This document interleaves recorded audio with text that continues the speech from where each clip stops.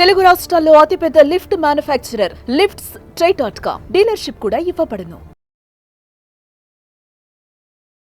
నమస్తే ఉమాదేవరకొండ గారు. నమస్తే అమ్మా. మఖా నక్షత్రం వారికి కనుక మనం చూసుకుంటే అసలు ఏ విధంగా ఉండబోతుంది అంటారు? ఈ నక్షత్రానికి ఉన్న క్వాలిటీస్ ఏంటి? వీళ్ళకి ఏ వృత్తులు బాగా పనికొస్తాయి అంటారు? అసలు జ్యోతిష శాస్త్రంలో మఖ అనేటువంటి పదానికి పెద్దది, అద్భుతమైనది, చాలా హ్యూజ్ అని అర్థం అండి ఇంగ్లీష్లో కూడా మనం చెప్పాలంటే. అయితే ఈ మఖా నక్షత్రం సింహరాశికి సంబంధించింది.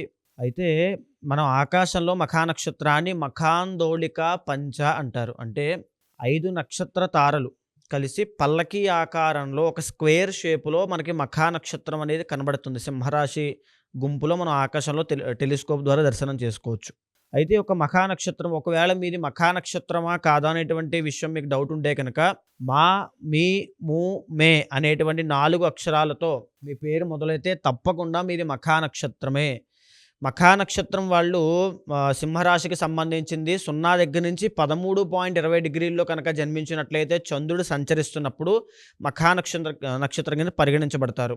ఈ మఖా నక్షత్రంలో మొదటి 1-2 పాదాల వాళ్ళకి ఖచ్చితంగా నక్షత్ర దోషం అనేది ఉంటుంది. సో ఈ నక్షత్ర దోషానికి తగిన నవవిధ శాంతి అంటారు. ఆ నవవిధ శాంతి తప్పకుండా చేస్తే వీళ్ళకి జన్మతః వచ్చేటువంటి నక్షత్ర దోషం అనేది పోతుంది. లేకపోతే చిన్న వయసులోనే మఖా నక్షత్రంలో జన్మించిన పిల్లలు అవ్వచ్చు, మీరు పెద్దవాళ్ళు అయిన తర్వాత కూడా మీరు ఆలోచించుకుని ఒక్కసారి చూసుకుంటే 12 సంవత్సరాల లోపు మీకు ఎన్నో ఇబ్బందులు వచ్చి ఉంటాయి. 1-2 పాదాల్లో జన్మించి నవవిధ శాంతి జరిపించకపోతే మీకు ఆ యొక్క ఇబ్బందులు, ఆరోగ్య ఇబ్బందులు అవ్వచ్చు. మీరు పుట్టిన తర్వాత ఫ్యామిలీలో చాలా స్ట్రగుల్స్ పడడము, ఆర్థిక ఇబ్బందులు పడడము, లేకపోతే ఇల్లు షిఫ్ట్ అయిపోవడము, ఏదో సంథింగ్ ఒక ఇబ్బంది అనేది మీకు కనబడుతుంటుంది. ఆ క్రైటీరియా మీకు తెలుస్తుంటుంది. అయితే ఇంకా మఖా నక్షత్రం వాళ్ళు మనం చూస్తే ఒక పెద్ద అడ్మినిస్ట్రేటర్స్ కింద, లేకపోతే ఒక జడ్జెస్ కింద, ఒక ఏదైనా సరే పెద్ద స్థాయిలో ఉంటారండి. మనం ఇందాక నేను చెప్పాను కదా మఖా అంటే పెద్దది అని అర్థం అని. ఈ మఖా నక్షత్రానికి గ్రహాల్లో ఆధిపత్యం వహించేది కేతు అండి, రాశిరీత్యా రవి, అదేవిధంగా అధిదైవము పితృదేవతలు. అంటే వీళ్ళు స్వతహాగా పుట్టినప్పటి నుంచే పూర్వపుణ్యాన్ని తెచ్చుకుని ఉంటారు. అంటే జన్మతః వీరు అదృష్టవంతులు, భాగ్యవంతులు అని చెప్పచ్చు. వీళ్ళకు ఉండేటువంటి స్కిల్ అవ్వచ్చు, పూర్వజన్మ వాసనలు. మనం గమనిస్తే అండి మనం పుట్టిన ప్రతి ఒక్కరూ కూడా పూర్వజన్మలో మన యొక్క స్థితి, మన యొక్క జన్మ ఆధారంగా వాటికి సంబంధించిన ఏదో ఒక వాసన మనలో ఉంటుంది.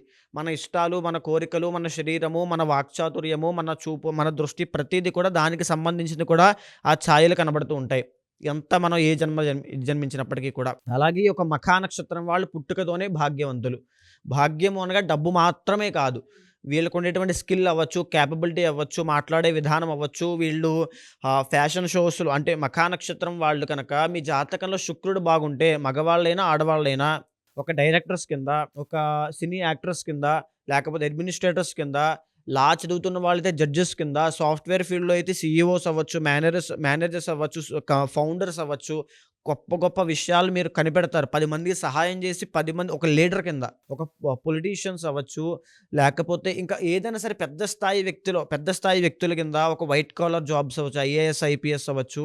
లేకపోతే ఏం చేసినా మఖా నక్షత్రం వాళ్ళు ఒక రాయల్గా బ్రతుకుతుంది. ఒక గ్రాండ్యూర్ అనేటువంటి లుక్ వీళ్ళలో కనబడుతుంది.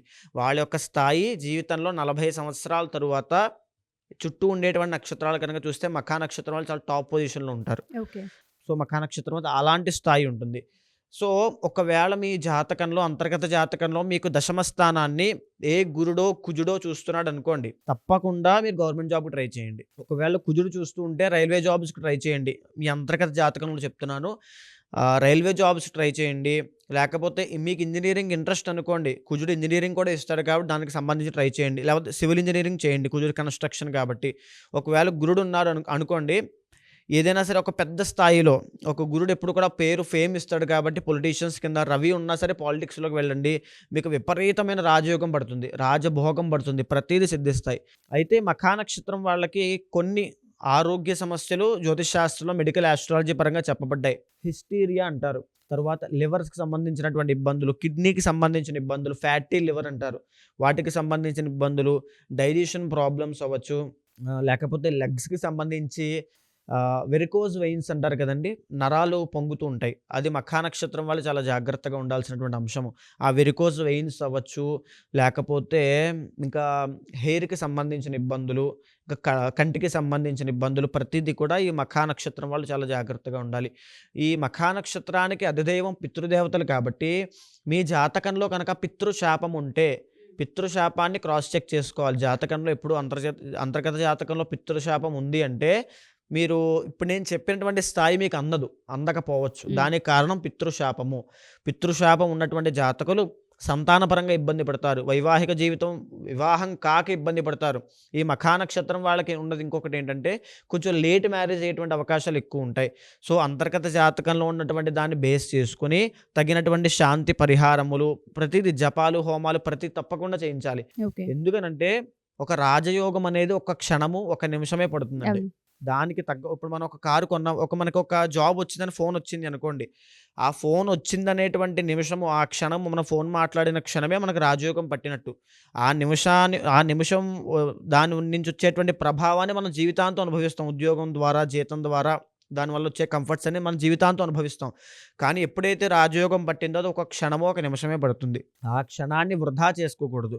ఒకవేళ మీ జాతకంలో రాజయోగం ఉంటే మఖా నక్షత్రం వాళ్ళు తప్పకుండా దానికి తగ్గ ఆలోచనలే మీకు ఉండాలి.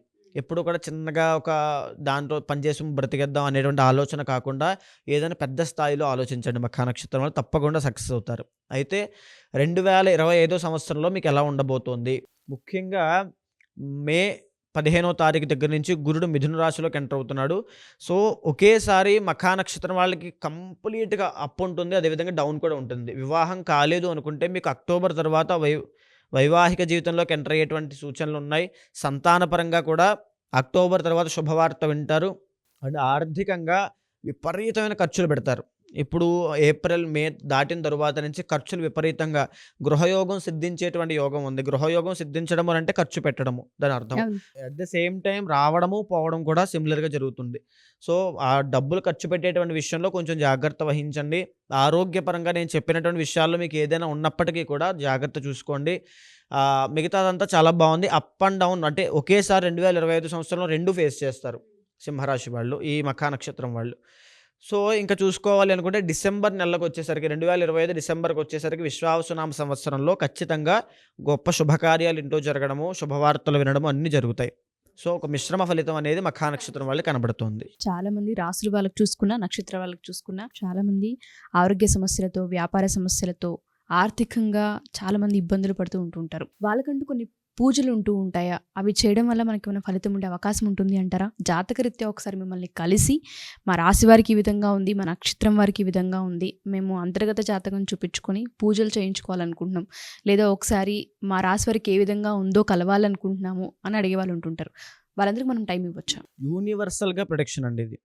అంతర్గత జాతకంలో మిగిలిన 50% అనేది నిర్ణయించబడుతుంది. వాళ్ళ జాతకంలో గజకేసర యోగము, లక్ష్మీ యోగము, చంద్రమంగళ యోగము, లేకపోతే కాలసర్ప దోషము, కుజదోషము, ఇలాంటివి ఏవైనా దోషాలు, యోగాలు రెండింటిని గమనించిన తర్వాత వాళ్ళు ఏ ఫీల్డ్లోకి వెళ్తే బాగుంటారు, ఆ మనిషి సక్సెస్ అవ్వాలంటే ఏం చెయ్యాలి, ఏ పూజ చెయ్యాలి. ఇప్పుడు పూజ అనేటువంటి విషయం ఎంత ప్రాధాన్యత ఉంటుందంటే సత్సంగత్వే నిస్సంగత్వం, నిస్సంగత్వే నిర్మోహత్వం అని చెప్పి శంకరాచార్యులు చెప్పారండి. అంటే మనం చేసేటువంటి కర్మలు, అంటే మన పూజల ఆధారంగా మన పూర్వపుణ్యము, పూర్వ పాపము, అంటే మన ఏదైతే ప్రారబ్ధ కర్మ ఉందో దాన్ని మార్చుకుని మనకు అనుగుణంగా చేసుకుని మనం సక్సెస్ అవ్వచ్చు, విజయం సాధించవచ్చు అని చెప్పి శంకరాచార్యులు చెప్పారు. ఆ విధంగా ఏ పూజ చెయ్యాలి, ఏ పూజ పడితే ఆ పూజ చేసేస్తే, అంటే మందు తలనొప్పి వస్తున్నప్పుడు కాలికి మందు వేసాం అనుకోండి, అది పనిచేస్తుందా? పనిచేయదు. ఏ పూజ చెయ్యాలనేటువంటిది జాత చక్రంలో నిర్ణయించబడి ఉంటుంది. ఏ అంతర్దశ నడుస్తుంది, ఎవరు కారణమయ్యారు, ఏ కర్మ వల్ల వీళ్ళు ఇబ్బంది పడుతున్నారు, పితృశాపం ఉందా, కాలసర్పదోషం ఉందా, లేకపోతే ఏ దోషం ఉంది, సర్పశాపం ఉందా, ఎలాంటి దోషం ఉంది, బ్రాహ్మణ శాపాలు ఉన్నాయా అనేది ప్రతిదీ గమనించిన తర్వాత ఆ పూజ చేసినట్లయితే, ఆ మంత్రం జపం చేసినట్లయితే తప్పకుండా ఆ వ్యక్తికి విజయం అనేది వస్తుంది. సో ఎవరైనా సరే అప్రోచ్ అవ్వచ్చు మనల్ని. తప్పకుండా అప్రోచ్ అవ్వచ్చు. మీరు ఎవరైనా సరే మా ఈ ఎపిసోడ్స్ కనుక చూస్తూ ఉంటే, ఒకవేళ మీరు రాసులు కనుక పూర్తిగా చూసినా, నక్షత్రాలు మీరు చూస్తూ ఉన్నా, మాకు జాతకంలో ఈ విధంగా ఉంది, మేము ఒకసారి కలవాలి అనుకుంటున్నాం, అంతర్గత జాతకం చూయించుకోవాలనుకుంటున్నాం, లేదా పూజలు చేయించుకోవాలనుకుంటున్నాం. చాలామందికి కాలసర్ప దోషాలు అని చెప్పి, అర్ధాష్టమ శని అని చెప్పి, అష్టమ శని అని చెప్పి అంటూ ఉంటారు. కొంతమందికి వ్యాపారంలో కలిసి రాకపోవచ్చు, కొంతమంది ఆర్థికంగా నష్టపోవచ్చు, కొంతమందికి ఆరోగ్య సమస్యలు తలెత్తుతూ ఉండొచ్చు. ఇవి కంటిన్యూస్గా మేము ఫేస్ చేస్తూ ఉన్నాము. వీటిని అరికట్టాలి అంటే పూజా బలం అనేది ఒకటి ఉంటూ ఉంటుంది, దాన్ని మేము పట్టుకోవాలనుకుంటున్నాము, ఆధ్యాత్మికంగా ఒక పవర్ ఉంటూ ఉంటుంది అని మాట్లాడుతూ ఉంటుంటారు. అందులో కనుక మీరు ఒకవేళ తెలుసుకొని మీరు పూజలు చేయించుకోవాలనుకున్నా, జాతకం చూపించుకోవాలి అనుకున్నా, కింద స్క్రోల్ అవుతున్న కాంటాక్ట్ నెంబర్ని కాంటాక్ట్ చేయొచ్చు. థ్యాంక్ యూ అండి. Thank you so much. నమస్తే.